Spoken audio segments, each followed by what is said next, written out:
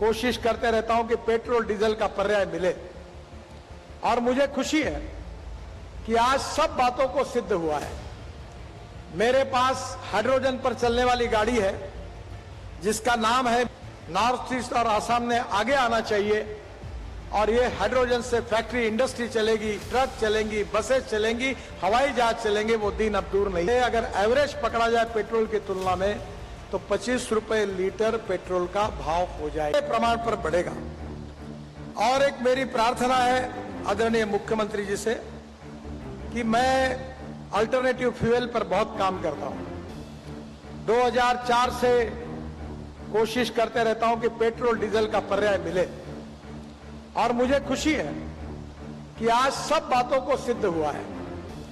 मेरे पास हाइड्रोजन पर चलने वाली गाड़ी है जिसका नाम है मिराई।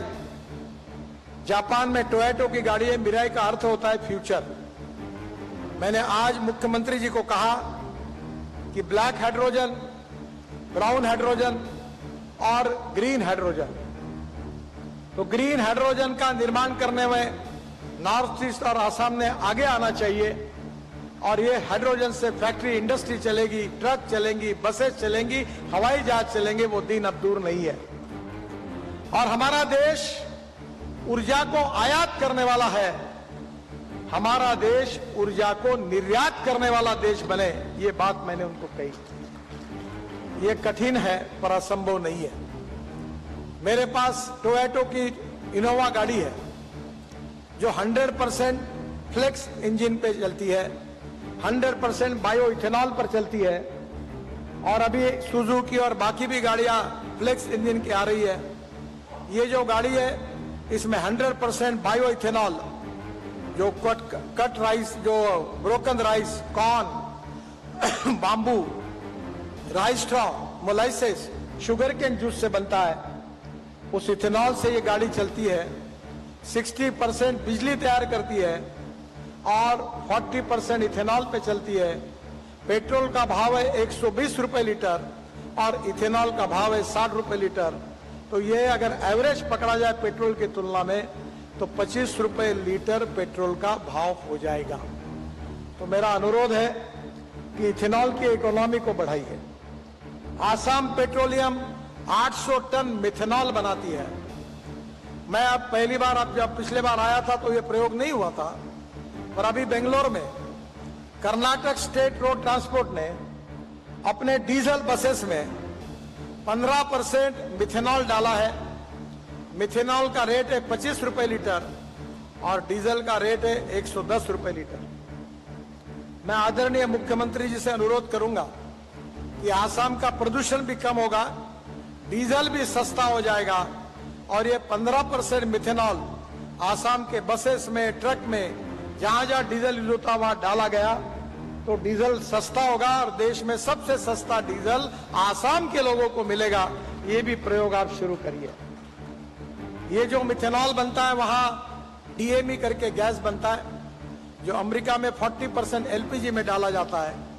तो एलपीजी में अगर वे डालेंगे तो गैस का सिलेंडर और 100 रुपए सस्ता होगा। मुझे बहुत खुशी है कि यहां बांबू के कारण इथेनॉल बनने की बहुत बड़ी संभावना है। हमारा फॉसिल फ्यूल का इंपोर्ट 16 लाख करोड़ का है और यह पैसा बचाकर बांबू से, ब्रोकन राइस से, कॉर्न से, शुगर केन जूस से, मोलाइसेस से अगर हमने अल्टरनेटिव फ्यूल बनाया तो यहाँ का प्रदूषण भी कम होगा और हमारे करोड़ों युवाओं को रोजगार मिलेगा। मैं ट्रांसपोर्ट मंत्री होने के नाते ऑटोमोबाइल इंडस्ट्री का भी मेरे साथ जिम्मेदारी है। मैं जब आया था तो हमारी इंडस्ट्री 7वें नंबर पे थी। आज हमारी ऑटोमोबाइल इंडस्ट्री वर्ल्ड में 3रे नंबर पर आई है। हमने जापान को भी पीछे डाल दिया है, वो 4थे नंबर पर गया है। पहले नंबर पर अमेरिका है, दूसरे नंबर पर चीन है और 3रे नंबर पर अब भारत है। इस बात का हम सबको अभिमान है। यही इंडस्ट्री है जो आज 12.5 लाख करोड़ की है और हमारा प्रयास है कि इसको 25 लाख करोड़ का 5 साल में बनाना है। ये इंडस्ट्री है जो सबसे ज्यादा जीएसटी भारत सरकार को और राज्य सरकार को देती है और यही इंडस्ट्री है जिसने 4.5 करोड़ जॉब क्रिएट किए हैं। मेरा विश्वास है कि आदरणीय मुख्यमंत्री जी के नेतृत्व में आसाम चौफेर प्रगति कर रहा है, इंफ्रास्ट्रक्चर डेवलप हो रहा है और इंफ्रास्ट्रक्चर से विकास की गति बढ़ती है।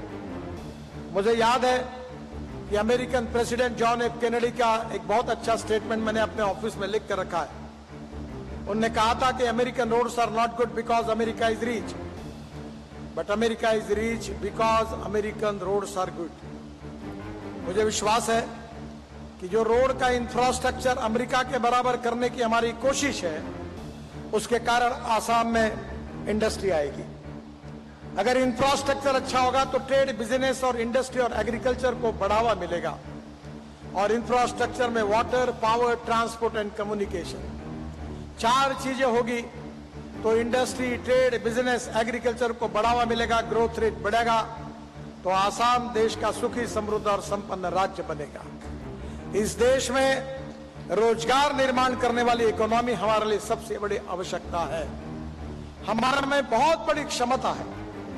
ये देश के सामाजिक आर्थिक चित्र को बदलने की क्षमता हमारे बीच में है, पर काम करने की आवश्यकता है।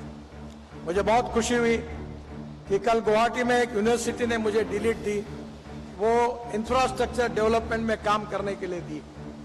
मेरी ये 7वीं डिलीट थी जो कल मुझे मिली। मैं इतना तो विद्वान नहीं हूं, इसलिए डॉक्टर नहीं लगाता। मुझे पता है कि politics is the instrument of socio economic reform. इस देश को सुखी, समृद्ध, संपन्न बनाना, शक्तिशाली बनाना। प्रधानमंत्री का सपना है कि $5 ट्रिलियन की इकोनॉमी बनाना, विश्व गुरु बनाना, और इतना ही नहीं तो देश की सबसे बड़ी अर्थव्यवस्था बनाने का हमारा सबका उद्देश्य है। प्रधानमंत्री जी ने कहा है कि जल्दी हम 3रे नंबर पर जाएंगे और ये उसी समय संभव होगा कि जब राज्यों का भी विकास होगा। मुझे बहुत खुशी है कि मुख्यमंत्री जी के नेतृत्व में आसाम में भी बहुत प्रगतिशील और विकास की और गतिशीलता बढ़ी है। आज मैंने उनको कहा कि ropeway, cable car, funicular railway, अभी तो मैं डबल डेकर बस ला रहा हूं हवा में चलने वाली। ये गुवाहाटी के रोड देखकर मैं मुख्यमंत्री जी को कहूंगा मेरे पास आइए, मैं हवा में चलने वाली 250 लोग बैठे हुई ऐसी स्काई बस आपको बना के दूंगा। और मैं उन लोगों में से नहीं हूं जो फुकट में घोषणा करता है। ये कोई पत्रकार मुझे आज तक 40 साल में मैंने की हुई घोषणा के बारे में एक भी सवाल नहीं पूछ सकते, क्योंकि मैं जो बोलता हूं वही करता हूं और जो करता हूं वही बोलता हूं। इस देश में पैसे की कमी नहीं है, इस देश में काम करने वालों की कमी है। इस देश को प्रगति और विकास को ले जाने वाले लोगों की कमी है। और इसीलिए पिछले 75 साल के इतिहास में जो 10 साल में मोदी जी के नेतृत्व में हमारे सरकार ने करके दिखाया, जो पिछले 65 साल में नहीं हुआ, वो 10 साल में हमने करके दिखाया। और मुझे खुशी है कि नॉर्थ ईस्ट को हाईएस्ट प्रायोरिटी मिली है। लगातार कल 2 दिन तक मैं हर प्रोजेक्ट का रिव्यू ले रहा था। बहुत तेजी से नॉर्थ ईस्ट बदल रहा है, आसाम बदल रहा है, और आने वाले समय में आसाम प्रगतिशील, समृद्ध, संपन्न, विकसनशील राज्य बनेगा। यहाँ के युवाओं को रोजगार मिलेगा, ग्रोथ रेट बढ़ेगा, टूरिज्म बढ़ेगा। नॉर्थ ईस्ट में दुनिया के लोग टूरिज्म के रूप में आएंगे और यहाँ के युवा लोगों के हाथों को काम मिलेगा। यही हमारा सपना है। मुझे बहुत खुशी है कि प्रगतिशील, समृद्ध, संपन्न आसाम की प्रगति देखकर मुझे रहा नहीं जाता।